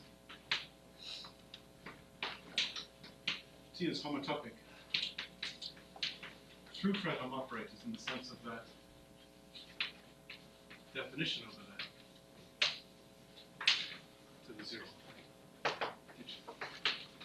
0 operator between 0 Fredholm modules, between 0 C-star modules. The 0 operator from 0 to 0, it's not much of an operator, but if you check the definitions, in fact, it is a Fredholm operator. It's a Fredholm operator.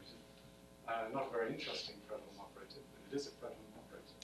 And it's homotopic to any invertible T. It's kind of an amazing thing. Oh, one more exercise. You may say, good heavens, if you can just homotope things away like that, maybe Kasparov just defined the 0 group. Good. So I guess another exercise is that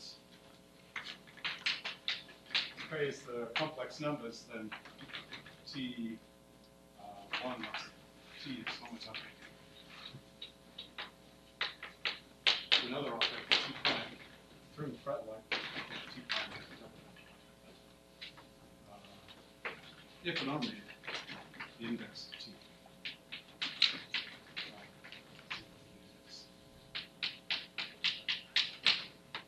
So in the case where A is the complex numbers, this space of homotopy classes is actually the group C, the additive group of integers.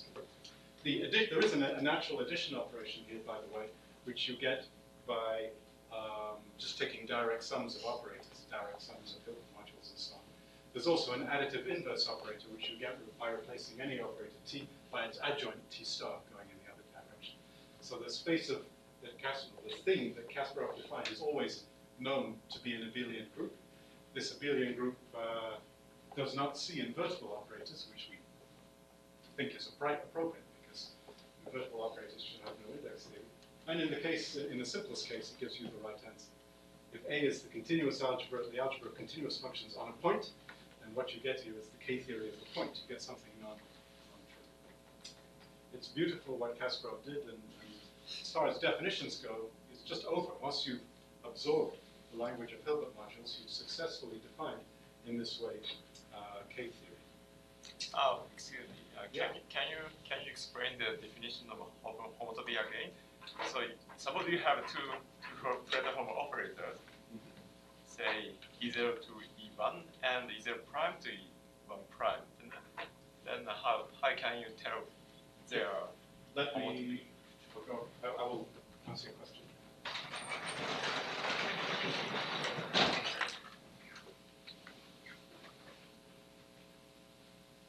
So let me say in more detail.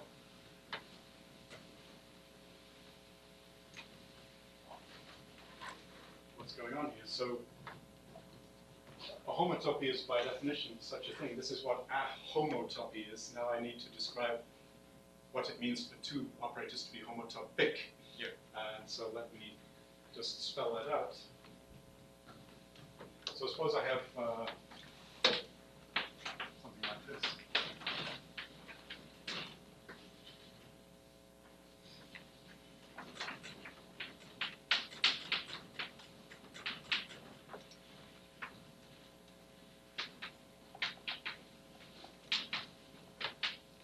So the condition is that there should exist a homotopy like this, and there exists isometric isomorphisms, unitary isomorphisms.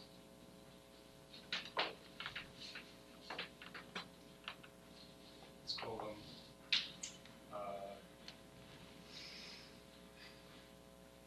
too many zeros and ones. Let's say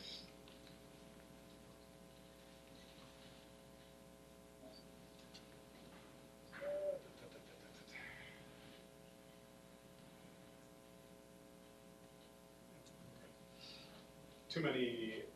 I'm not going to give them names. Let's just do this.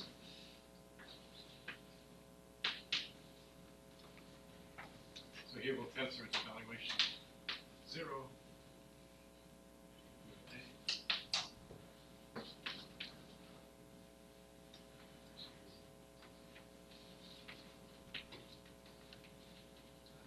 This way. 0, 1. Nope, I decided not to do that. It's not. I'm trying to build 4.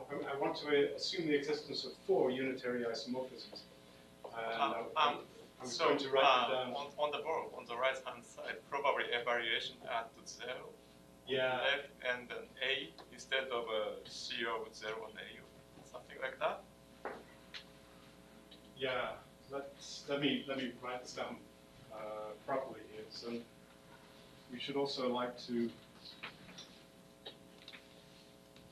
evaluate at 1, same thing. Now we want to go to E1 prime. Oh, since it's got double prime, there we go. I guess the A, you should replace A with C of 0 and A. Otherwise, the evaluation doesn't make sense. Yeah, no, this is a module, the right module, over this ring. Yeah. On the other hand, A is a left module over this ring by evaluation at any particular point Left X. module. Okay. So this is a balanced tensor product over this algebra, and the way in which A becomes a left module depends on a point X in the interval. So I only wrote down that X. So this is a tensor product over the algebra of functions, where the A becomes a left module through evaluation at X. And the same thing here. And what you're positing is that there exist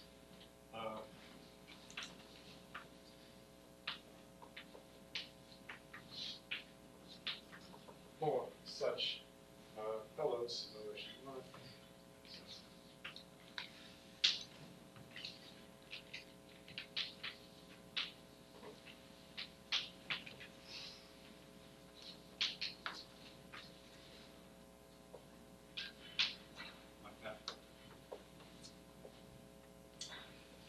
What's very confusing about this, and I apologize, is that the symbols 0 and 1 are doing too many things. 0 and 1 are being used too many times in the same definition, so I apologize for that. Anyway, once you have these isomorphisms, you're in business. Between, let's get it right, between these two modules here, we have the operator T tensor the identity. Between these modules here, we have T prime.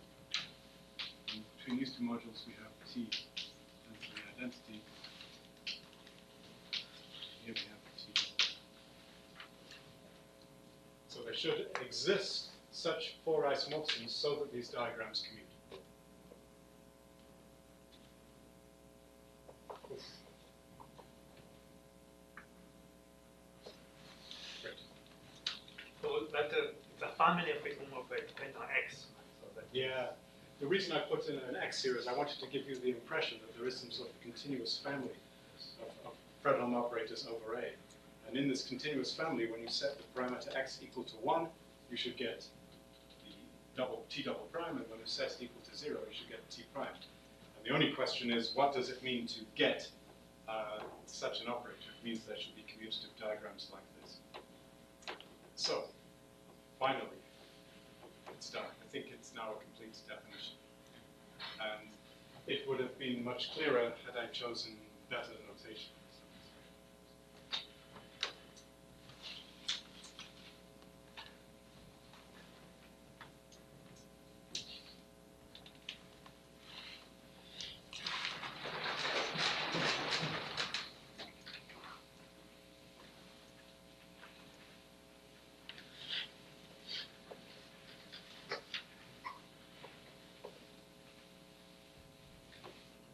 I want to, let me say, I guess I should give one more example here.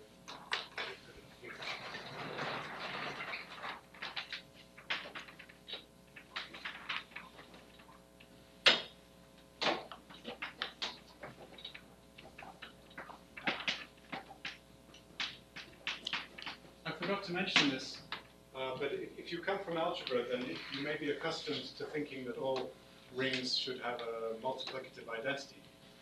But in our world of C-star algebras, C-star algebras do not necessarily have a multiplicative identity, a unit element. For example, the C-star algebra of a group, if the group is not discrete, does not have a unit element. When it does have a unit element, C-star algebra is, say, unital. It means there's a multiplicative identity element.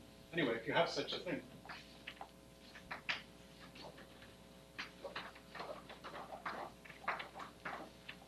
and if you have two C-star modules,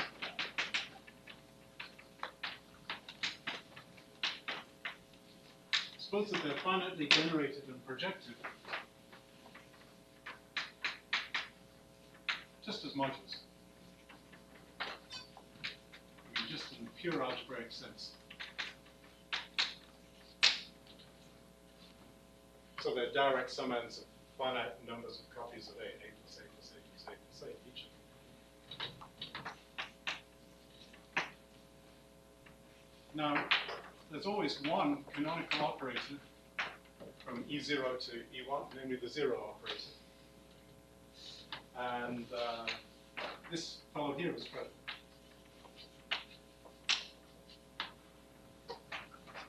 Let's make it another exercise.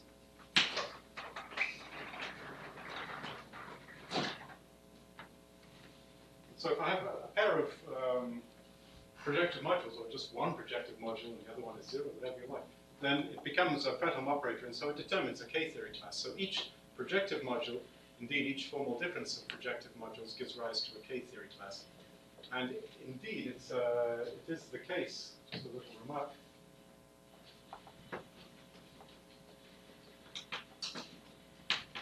If you know what this means, if A is unital, then this object that I just built using Fredholm operators, the brilliant definition of Kasparov, which you may hate it if you're an algebraist, but this turns out just to be what the algebraists would call K0. The zeroth algebraic K-theory group of A.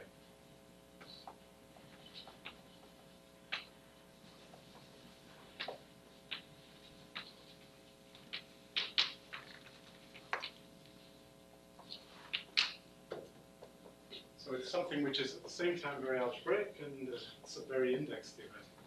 It's two personalities. And we're running out of time, so let me just try and bring things together. I don't have time to give all the details. We'll do that another time. Let me say something.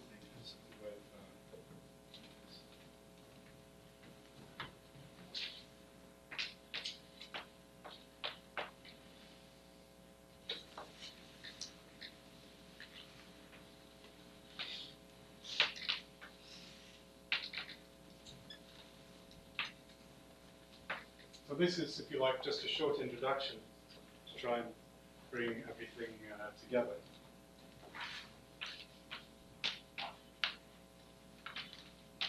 Suppose G is one of the groups that we're interested in. For example, SL2R, that's an extremely interesting example.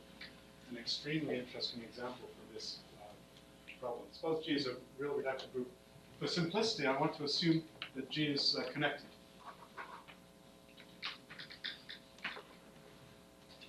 And for simplicity, I want to assume some other things. I won't discuss non-connected groups, but I will discuss these other hypotheses later. The first is that when I take G and divide it by K, which is the orthogonal matrices inside of G, I form this homogeneous space, which is a manifold. Let me insist that this is even dimensional. If I take SL2R and divide it by the orthogonal matrices in SL2R, that's SO2. SL2R has 3 dimensions, and SO2 has 1 dimension, and 3 minus 1 is 2. It's also true that 3 minus 2 is 1, but the relevant formula is 3 minus 1 is 2. So this is okay for SL2.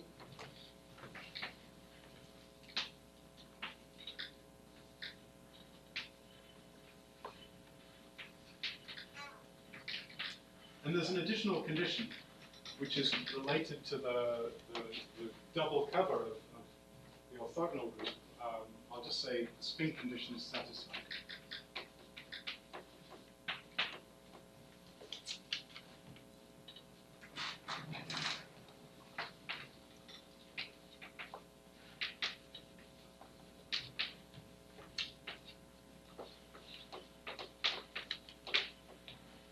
Now, there are a couple of things you could do. One is to,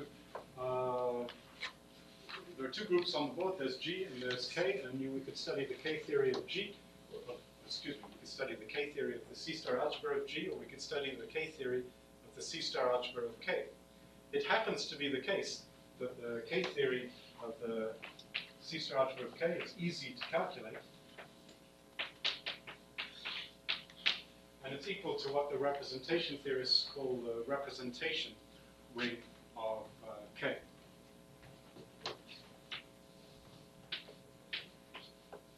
And of course, there's the C-star algebra of G. And there's a sort of map here which is defined using Fredholm operators, which is the reason that I discussed Fredholm operators. But you should think of it as a sort of induction operation, which takes representations of K and converts them into representations of G. And so this is an operation which is a little subtle.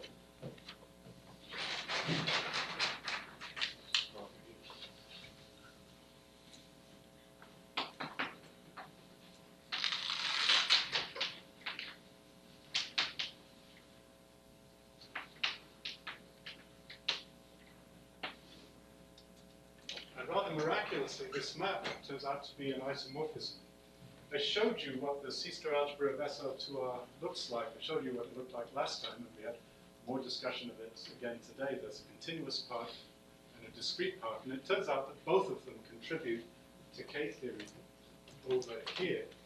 And it begins to look a little bit complicated, and the bigger the group is, the more different parts there are, and it becomes complicated to understand how to do the organizing, to organize the representations. If you look in the papers of Knapp and Zuckerman, which are the papers where the classification of the tempered dual was finally finished, it was started by Harris-Chandra and it was finished by Knapp and Zuckerman. If you look at the final result, it's very, very complicated. It's very complicated. We'll discuss what it looks like in later lectures, but it's very complicated. On the other hand, there is a statement here which can be verified by looking at that complicated classification. And the statement is extremely simple. There's some natural operation here which it may look intimidating, but it's a natural counterpart of an idea of Bott's from the theory of Bott-Barrel-Way theorem. It's a very natural map, and it takes something which is very, very easy, thanks to the work of Hermann Weyl and it relates it to something which is in principle very, very complicated. No, this is not complicated. It's as simple as this thing is here. This is one of a very small number of statements you can make about representations, the tempered dual, which is just elementary and beautiful and simple and universal. I made some assumptions about G, which I needed just to write down a simple version of this map. But it's easy to remove these assumptions, and then the corresponding version is not much more complicated, and it's always true. In fact, the group doesn't even have to be reductive. Any Lie group at all in the whole world has a corresponding isomorphism statement like this. This is some universal truth about how the reduced C-star algebra of G, how tempered representations of groups organize themselves. And it's true in an unparalleled degree of generality. It works for nilpotent groups, it works for reductive groups, it works for solvable groups, it works for combinations of those. It's something which is very mysterious, not in terms of the transparency of its statement, but in terms of the scope of its effect. There's nothing like it in representation theory. No statement which is as universal as that. So I want to describe a bit more about this sometime, maybe not next time. And as we start to do representation theory and go back to our picture of the cone and so on, we'll learn more about the C-star algebra. And as we're going along, we'll see how it corresponds to this strange K-theory statement here. So I'm sorry for the last 10 minutes. It's a little rough. Just think of it as an appetizer, something to suggest that there are interesting problems relating K-theory to C-star algebras. Good, we'll stop here. 1 minute early. So since we started 2 minutes early, oh no, now 1 minute early, so I talked for exactly 120 minutes.